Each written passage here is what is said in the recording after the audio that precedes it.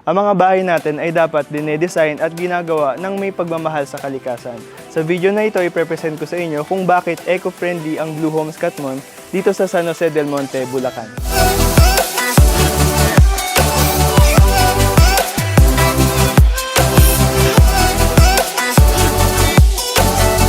Ako si Paolo ng Astala Corporation. Kami ay isang real estate developer na gumagawa at nagde-design ng mga bahay ng may pagmamahal sa kalikasan na tinatawag namin na Blue Homes, a brand of homes that are certified eco-friendly. Ngayon po, andito tayo ngayon sa ating pang-apat na Blue Homes development na tinatawag namin na Blue Homes Katmon dito sa San Jose del Monte, Bulacan.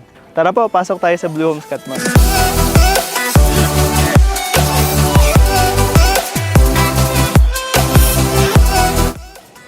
Gumamit kami ng tatlong elemento sa pag-design at paggawa ng mga bahay dito sa Blue Homes Katmon. Una po, ang mga bahay dito ay may tinatawag na passive cooling. Ito po ay yung sa design pa lang, sa gawa pa lang, sa laki ng mga bintana, sa taas ng mga windows, ay presko na agad sa loob, malamig na agad sa loob. Hindi masyadong kakailanganin ng aircon. Pangalawang elemento po ay ang mga bahay sa Blue Homes Katmon ay matipid sa kuryente. Pangatlo po, ang mga bahay dito ay matipid naman sa tubig. Sa bubong po ng bahay ay nagkabit kami ng 4 na pirasong solar panel na may total capacity ng 1.84 kilowatt peak. At ito po ang kanyang grid-tied inverter. Ang mga solar panels po na yon, ang nangyayari dyan, kapag tumama po dyan yung sikat ng araw, kino-convert niya yung energy into electric energy para magamit po sa loob ng bahay. Sinusupport po namin ang mga solar panels tulad nito dahil po ito po ay clean and renewable energy. So ibig sabihin po, hindi po siya nakakapag-contribute sa global warming. So, ang maganda po nito, ang benefit po nito sa ating mga homeowners ay makakatipid sila ng more or less 2,300 pesos monthly bills sa kuryente. Yung roof overhang dito sa Blue Homes o yung pasobra ng bubong ay 1 meter deep. Halos doble po yun ng karaniwan. Malalim po siya. Pansin nyo po yung shadow. Yun po ay nagsisilbing parang sombrero para hindi masyadong tamaan ng direct sunlight yung mukha ng Blue Homes para mas presko sa loob. Pansin nyo po yung mga butas-butas sa ilalim ng bubong ng bahay, yun po ay mga vents or singawan po yun ng init. Ang problema po kasi sa normal na house, kapag wala po siya mga vents or mga singawan sa labas, yung pinakamainit na portion ng bahay, yun po yung attic. Kumakatas po yun or pumapasok yung init na yun sa second floor, kaya po mas mainit sa second floor, mas malamig sa ground floor. So yan po mga vents na yan, yung init sa loob ng attic na yun ay pinapasingaw niya palabas, imbis na papasok ng bahay. Ang kulay ng bahay dito sa Blue Homes ay mukhang maaliwalas, pero maaliwalas po ito literal. Dahil gumamit po kami ng reflective white na exterior paint, yun po ay para yung ilaw, pag tumama po dyan yung sikat ng araw, nagre-reflect lang po siya pabalik, kaya po siya color white. At ganun din po yung bubong dito sa Blue Homes Katmon. Kulay puti rin po yun, para ganun din po, pag tamaan niya ng sikat ng araw, nagre-reflect lang sa atmosphere yung init, hindi po mapasok sa loob ng bahay. Sa harapan po ng Blue Home, sa pinakamukha niya, ay nagkabit kami ng vertical garden or green wall. Yan po ay mga totoong halaman na may sariling irrigation system at drainage system. Dahil po mahal namin yung mga halaman tulad niyan at yan din po ay nagsisilbing parang accent sa bahay po natin. At bawat bahay po dito sa Blue Homes Katmon ay tataniman namin ng isang pirasong ganitong klaseng puno. Ito po ay isang Katmon tree. So siya po ay isang native and endangered. So native dahil po dito lang po siya sa Pilipinas matatagpuan at siya po ay endangered dahil po konti na lang po yung species niya. So bawat bahay po dito sa Blue Homes Katmon ay may kanya-kanya silang Katmon tree. So dyan po na-derive ang aming project name na Blue Homes Katmon. Sa front yard po ng Blue Homes Katmon ay semi-landscape. Nagtanim po kami ng buong-buong frog grass dito po sa akin natatapakan ko.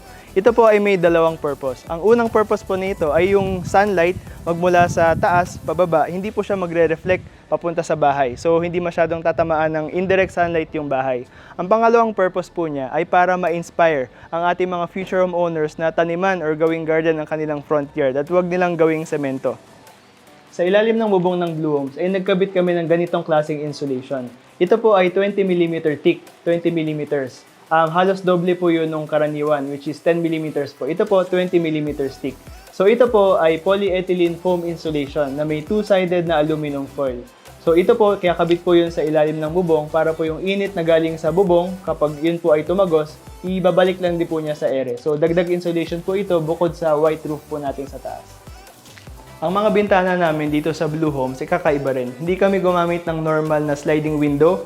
Yun kasi ang problema nun ay kalahati lang palagi yung nabubuksan. Diba? 50% lang yung opening. So mahina yung kanyang natural ventilation. So dito po sa Blue Homes, ay, ang ginamit namin ay casement type windows. or swing type windows na fully openable, 100% bukas na bukas po yan. So yun po ay para ma-promote, maximize po yung ating natural ventilation na papasok sa loob ng bahay. At bukod po doon, nagkabit kami ng insect screen. Yun po ay para ma-encourage ang ating mga homeowners na buksan or gamitin yung natural ventilation sa pagpapalamig ng kanilang bahay. Sa loob naman po ng bahay ng Blue Homes ay mataas po yung ceiling kumpara sa conventional. 2.5 meters high ang ceiling height po natin. So yung mga windows naman po namin dito, yung laki po niya at yung mga sizes po niya, ganun din po yung mga placement niya, ay kinompute po namin, literal may computation po yan kung gaano siya kalaki para talaga ma-maximize yung air circulation. So yung ceiling height po at yung mga windows po na yan, nakapag-contribute po yan para ma-maximize yung air circulation sa loob ng bahay. Ang mga faucets na ginamit namin dito sa Blue Homes, ganun din yung sink faucet sa ground floor ay low flow faucet na may flow rate na 4 liters per minute.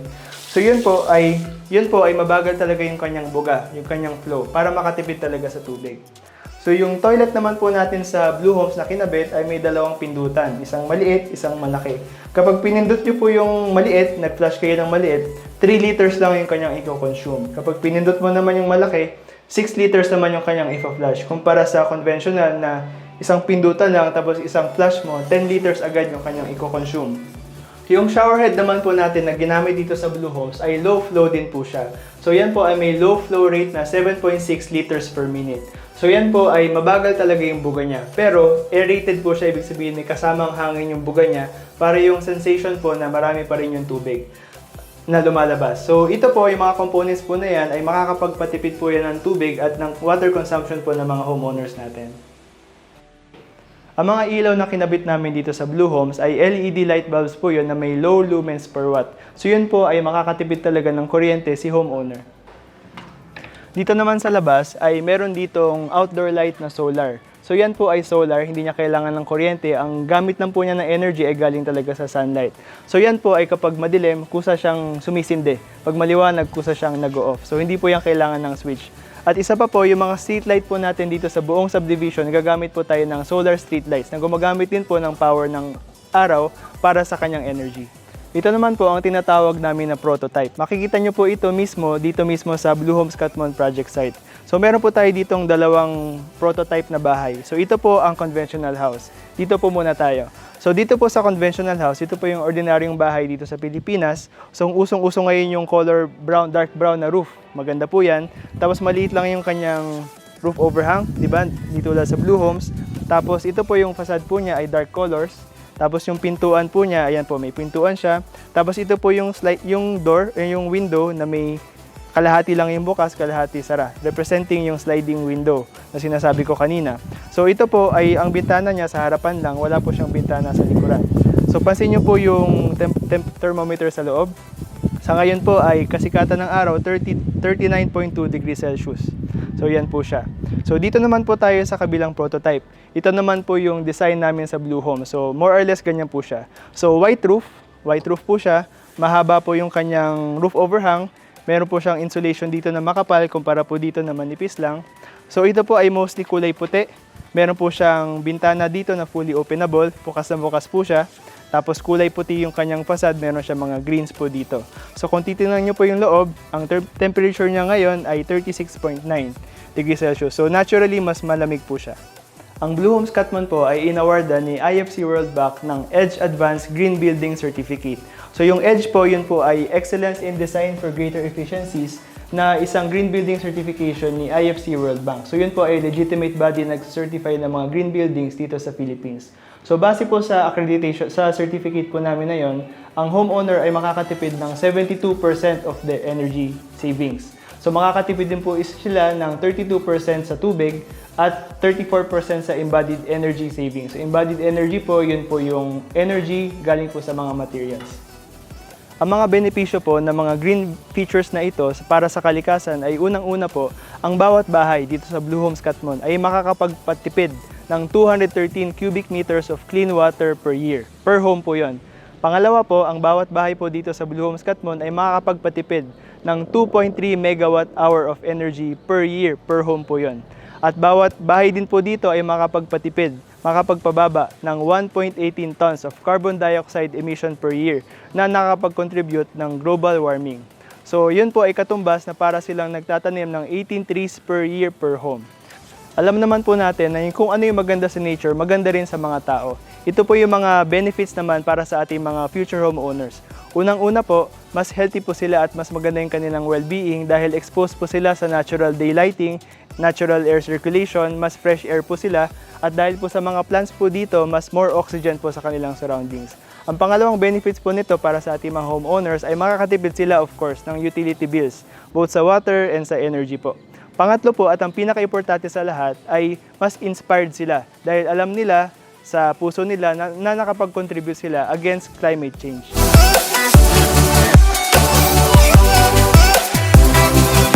Kami sa Blue Homes ay naniniwala na ang mga bahay natin ay dapat dinedesign at ginagawa ng may pagmamahal sa kalikasan. Dahil po naniniwala kami na lahat tayo, pati ikaw, ay may responsibilidad na protektahan ang ating planeta para sa ating mga anak at sa mga susunod pa na henerasyon. Mahal ko kasi ang aking mga anak at sigurado ako kayo rin, mahal nyo rin sila. So ginagawa po namin ito at gumagawa kami ng mga eco-friendly homes na maganda sa kalikasan para po meron kami maipamana sa ating mga anak at sa mga susunod na henerasyon na mas magandang buhay, ng mas magandang mundo. Para po sa support para sa aming pagiging eco-friendly, please like this video and paki-subscribe na rin po for upcoming videos. Have a happy day po!